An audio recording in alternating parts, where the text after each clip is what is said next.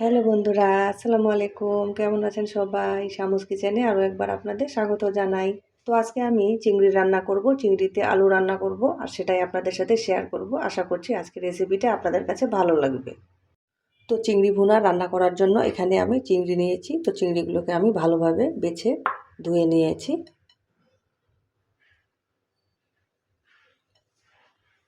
তো আপনারা চাইলে কিন্তু ছোটো চিংড়িটা বা বড় চিংড়িটা দিয়েও এই রান্নাটা করতে পারেন। তো আজকে চিংড়ি মাছটা আমি আলু দিয়ে করব। তো এখানে আমি ছোটো দুটো মিডিয়াম সাইজের আলু এভাবে কেটে নিয়েছি।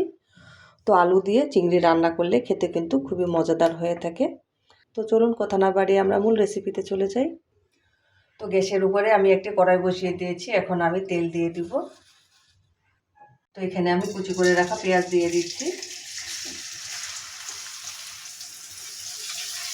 তো পেঁয়াজটাকে আমি লাল লাল করে ভেজে নিব। তো পেঁয়াজের মধ্যে আমার সুন্দর একটা কালার চলে আসছে। এই সময় এখানে আমি হাফ চামচ পরিমাণে আদা বাটা আর হাফ চামচ পরিমাণে রসুন বাটা নিয়েছি, দিয়ে দিলাম। এখানে আমি সামান্য পরিমাণে পানি দিয়ে দিব, যাতে শুকনো মশলাগুলো অ্যাড করার সময় পড়ে না যায়। এখানে আমি হলুদ গুঁড়া নিয়েছি, জিরা গুঁড়া, ধনিয়া গুঁড়া, মরিচ গুঁড়া আর স্বাদ মতো লবণ নিয়েছি। তো সব কিছু আমি পরিমাণ মতো নিয়েছি, দিয়ে দিলাম।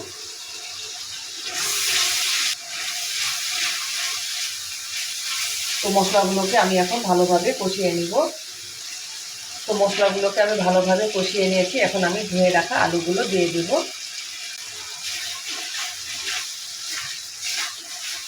তো আলুটাকে আমি ভালোভাবে কষিয়ে নিয়েছি। তো এখানে আমি সামান্য পরিমাণে পানি দিয়ে দিব। তো আমি এখন 2 থেকে 3 মিনিটের জন্য ঢাকনা দিয়ে ঢেকে রান্না করব। তো বন্ধুরা, আলুটা আমার ভালোভাবে কষিয়ে নেওয়া হয়ে গেছে। তো এই সময় এখানে আমি ধুয়ে রাখা চিংড়িগুলো দিয়ে দিব। তো চিংড়িগুলো দিয়েও আমি ভালোভাবে কষিয়ে নিব। তো চিংড়িটা দিয়ে আমি ভালোভাবে কষিয়ে নিয়েছি। তো আমি এখন চিংড়িটা যাতে ভালোভাবে রান্নাটা হয়ে যায়, তো সেই জন্য আমি এখানে পানি দিয়ে দিব।